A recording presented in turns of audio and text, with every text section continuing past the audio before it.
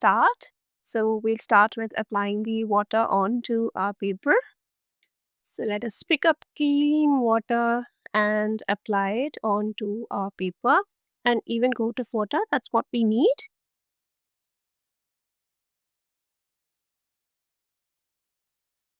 Once we have applied the even coat of water, we can start painting. So this is absolutely essential that we apply the water evenly.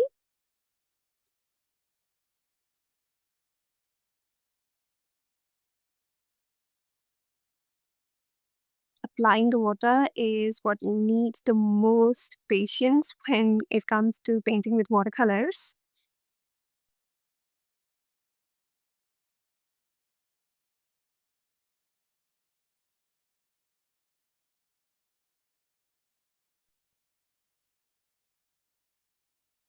Okay, so since we have applied the water, let us start painting. So I'm going to start with a nice Indian yellow shade. Okay, so let's pick up a nice amount of Indian yellow. That's Indian yellow, and we're going to start applying in the center where we want the sun to be shining brightly. Okay, so there we have that yellow in the center. Then we'll go with the next color, which is going to be orange. So let us pick up a nice amount of orange. So here I have orange in my brush, and that's what I am going to apply. So applying my orange, going to apply at the bottom as well. Then here on the left side. Okay, then here at the top. So you'll go with a nice red shade. So I'm gonna mix my queen rose with yellow to get that nice red shade. Okay, so here's my yellow and queen rose, and I'm mixing it up with my yellow to get that red shade. Okay, and I'll start applying that on the top. So here's my pink shade. You can see the nice red color that I have mixed here. And that is what I'm going to add at the top. And some here, and some to this base area here. Okay.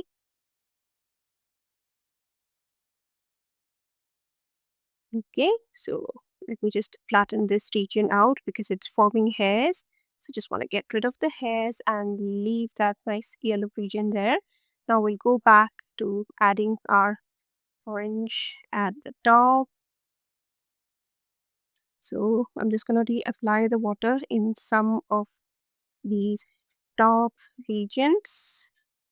Okay, because it's starting to dry, but I'm not going to touch any region that I've already applied, just the other areas.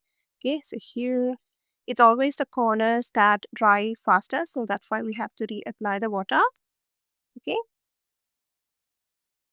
and let's get some nice orange shades. Now that we're done with the orange, let's get in some nice yellow ochre at the bottom, and maybe some nice yellow ochre shades there at the top,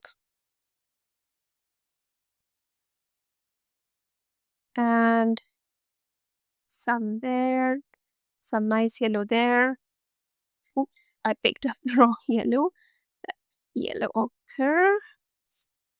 And so this is just basically us trying to add, those smaller strokes. So this is the reason why I have used my size 4 brush, which is kind of small.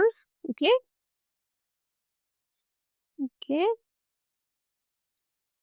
Added those nice strokes. Okay, so now that we've added those strokes, we'll get to adding the greenish blue color. So for that, I am going to mix my bright blue with a little bit of green, and we'll get that beautiful shade. So I'm going to mix it up with halo green. Okay, so I get that beautiful turquoise color, and that's what I'm going to apply. You can see I'm applying it at the top, there, at the top. That's where we have the beautiful color, and then we'll start to apply it in the areas in between. Okay, but obviously the dense dark color needs to be in the top, and also these lines. So in this painting, obviously, like I said, we don't have to worry about, our strokes getting or turning into green, because as you can see, there's so much of green in our picture itself. So let it turn into green if it's turning. Okay, this is one such sky where I wanted to show you that yes, there could be greens when you're taking the picture at some angles, and because of the reflection of certain things. Okay, so it doesn't necessarily mean that you can never have a green in the sky. So that's something that we need to understand. Okay, there. So slowly the small strokes towards the inside. Then here. Then I'm gonna go with lighter strokes at the bottom. So I just washed my brush and I'm gonna spread this paint to get those lighter strokes. Okay,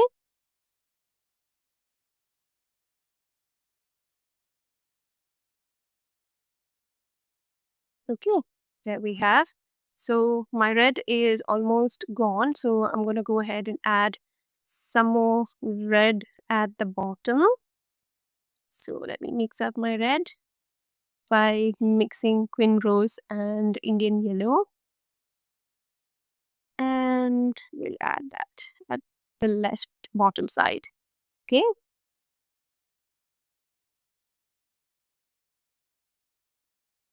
and here on the right side as well, we have a nice red shade.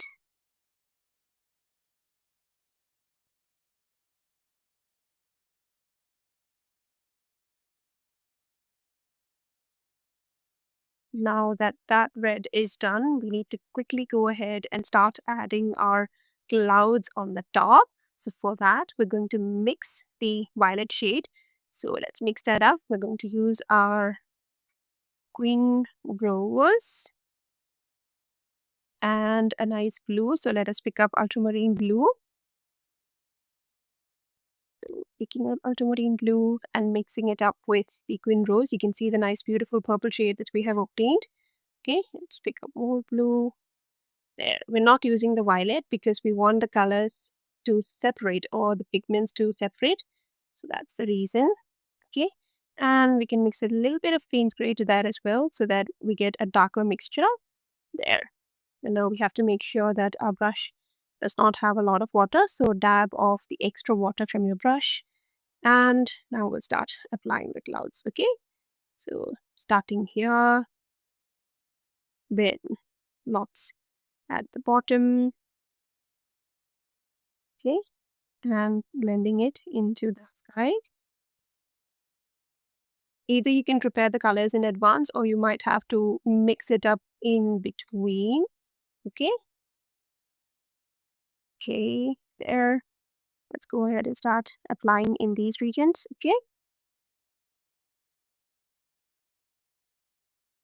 there.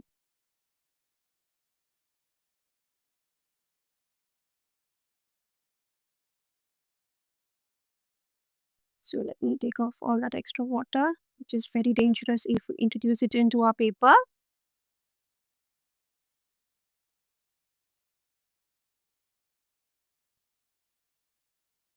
Okay. Each time you pick up the paint from your palette, make sure that you dab off all that extra water using a tissue. Okay. So let's add it to the sky.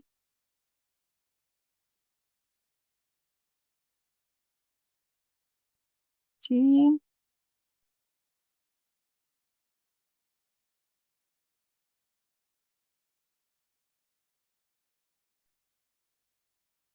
Then at the top,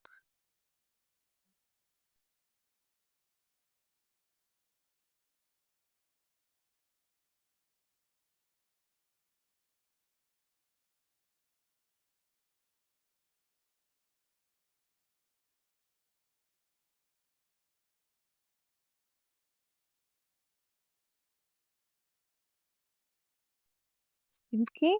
So we've added those nice clouds and we're leaving a lot of white space there, just like in the picture.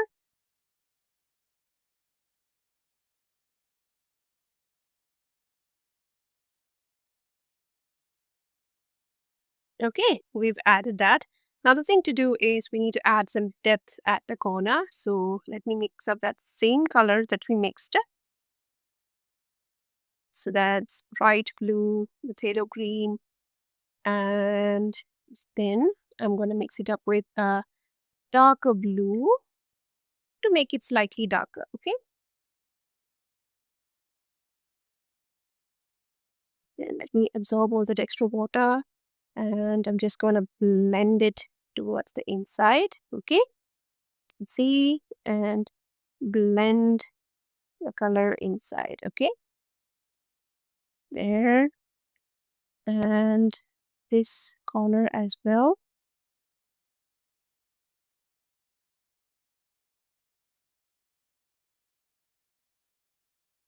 Okay, then let's get that darker shades in. That's going to create some clouds as well. Okay,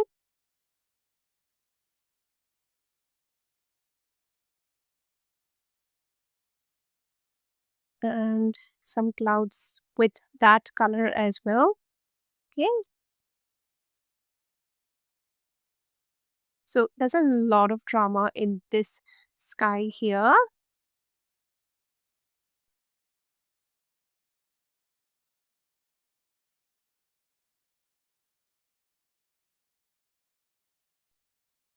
So there,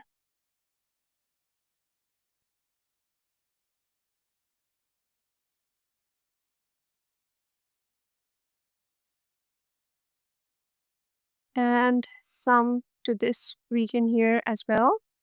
Okay, okay. Now before that, this region hardens up, I'm gonna use my brush and soften the edges. Okay, so I've washed my brush and I'm using my damp brush to soften these edges here.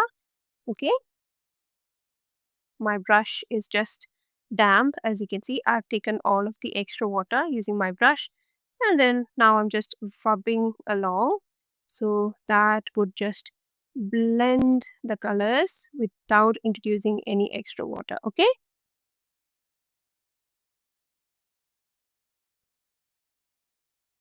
there. So now we have a beautiful set of clouds in the sky, and I think it's good enough for the background. Now what we need is to wait for this whole thing to completely dry so that we can just add something in the foreground. Okay, here the background is completely dry. So what I'm going to do is I'm going to use that exact same color that we used to mix our violet and add that to the base. So that's queen rose and ultramarine blue together mixed with a little bit of Payne's gray. So that's a darker violet shade. And let's use that darker violet shade to just create that space at the bottom. So as you can see, I'm not using a straight line, but I'm just creating some broken lines. Okay, some weird broken lines. And then maybe some broken lines to the left, and we can add some rocky shapes as well, some dots. and some lines.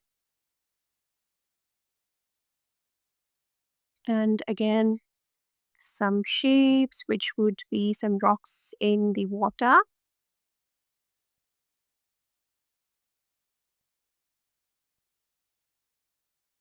Okay, that looks good. We've added some nice strokes. So what we just need to do is to add some lines in the water in this area here so that it looks like water. So what I'm going to do is I'm going to pick up a red shade, and here is the red.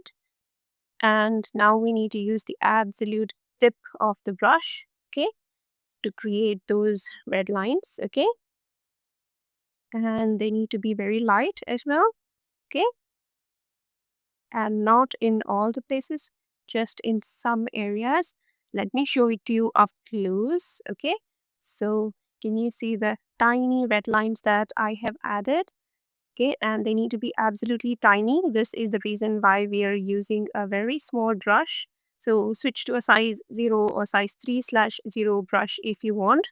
I have a very good point in this brush, which is why I'm going with this. But if you don't have, then make sure you use a smaller size brush for that. Okay, and just running along my brush to create those water effects. Okay, there. So nice water effect. And then let me wash my brush, and I'm going to do the same with this color, the darker version of that color. I'm going to add some darker strokes on the top towards the right side as well, okay, because that also is water and it's green there, so we need to create greenish lines in that side. Okay, there, I think that's enough. So we're done. So let's just wait for some of these strokes to dry because I don't want to peel off and then, have my paint spread out. Okay, everything is now completely dried. Let us remove the tape.